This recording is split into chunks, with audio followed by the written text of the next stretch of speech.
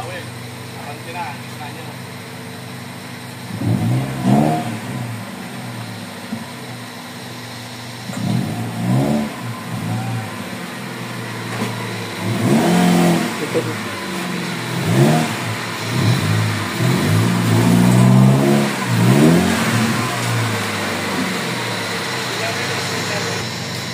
Ano ba issue niyan, sir?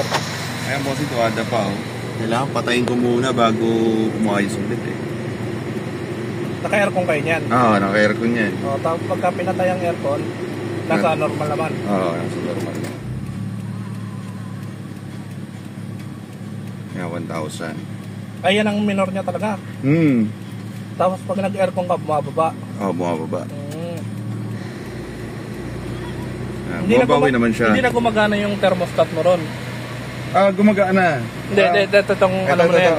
Hindi. Ang nangyari kasi dyan, pag ito lang, ginamperan ng wire papunta ron. Ginamperan para dyan mo pa rin pinapatay. Para dito na pinapatay sa isa. Okay. Dito, ano. Bali yun lang yung papaano mo dyan, sir, ano? Oo, tsaka yung maingay na yun, narinig mo ba yun? Oo. Maingay, grabe nga. Malakas ang ingay ng compressor. Patayin nyo. Nakapatay ba aircon yan? Hindi, bukas. Patayin nyo nga. Tingnan natin kung mawawala yung ingay.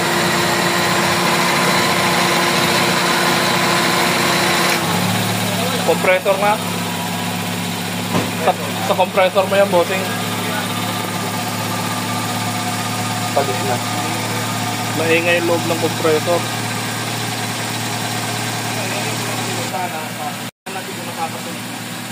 Aircon mo, sir.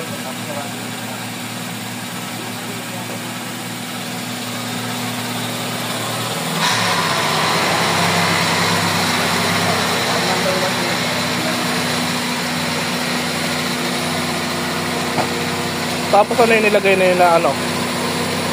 Ayun. Yung relay na yan. May idea ka ba? Starter yan. Kay starter. Starter.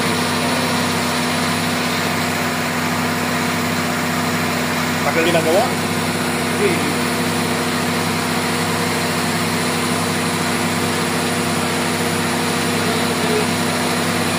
Oo, tagal mong na-stock ko eh. Sabihin wala kang pinagawa kung yung sa issue na yan. Sa aircon? Hindi ka lang yung issue ng nung idle. Yung idle? Tawag dito. Yung sa idle, yan. Nagtalit ako nung ano. Nag-DIY ka. Nag-DIY ako. Hindi na natin paano katagal yung automatic. Kung pressure na may problema dyan, yung bearing ko.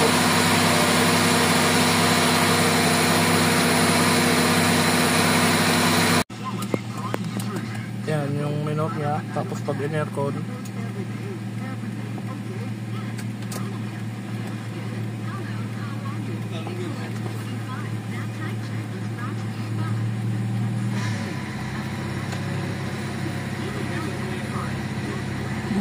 bumaba.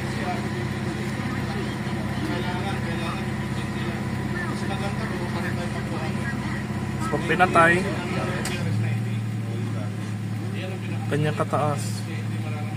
Mga 11 to 1150. Mga ganon.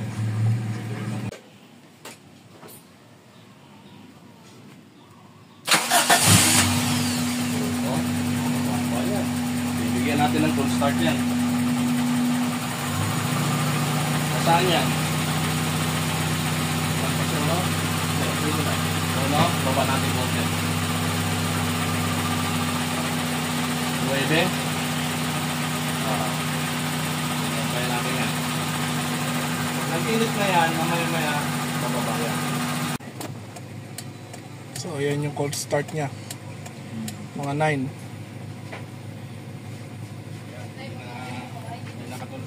Nung una ba, nung pinaandar mo yan, mas mataas yan? Mas mataas. Malamig? Oo.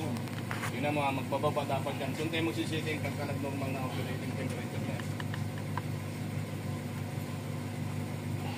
Bababa na dahan-dahan eh. Ano go 180? Nag 8.5. Kaya ang unti ng bumababa yan.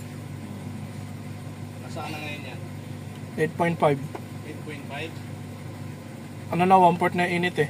Ha? 1 port na init. 1 port na init. Kasi pumasok na nga ang init. Tingnan mo kung bababa pa yan ha.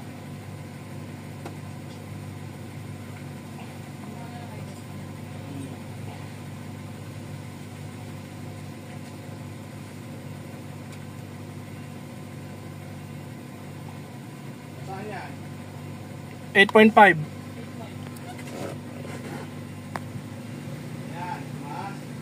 9.5. 8.5. 8.5.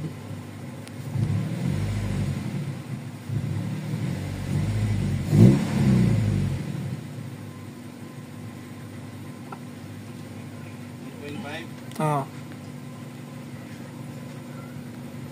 8 na yan. Bumaba pa yan. 8 na. Bababa pa. Bumaba pa yan kasi habang umiinit yan, magre-react pa yung valve nung ano niya, full start niya. Ano? Aircon? Aircon mo. Oh, iyon pa ba to? Yan yung pan yun sa pan. Ito na lang. Ah, Kailangan na yata iyon to sige, eh. on mo. Wala. Wala. Wala, ayaw umandar. 7.5 na lang yan. Kaya ano mo yung thermostat, itunan mo. Sinagad ko na. Balik mo.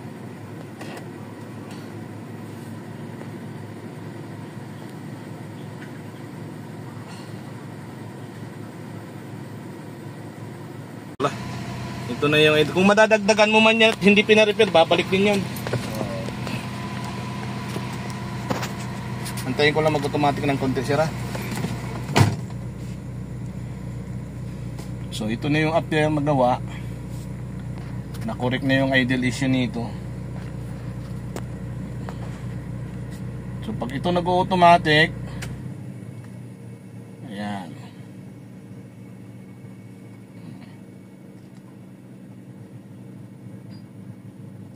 Yan na yung idle niyan. Mayroon na rin cold start yan. Una kong gagawin dito talaga cold start. So pag nag-normal na init niya, ito na yun. Pag nag-aircon ka dyan,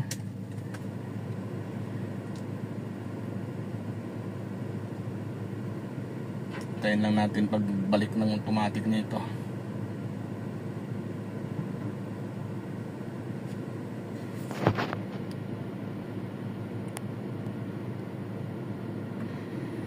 Ayan na.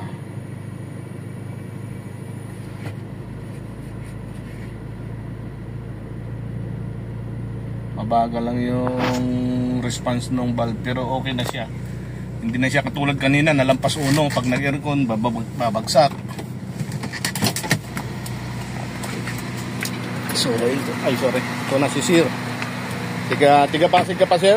Yes, yes. Kausap ko lang si Sir kanina, kaya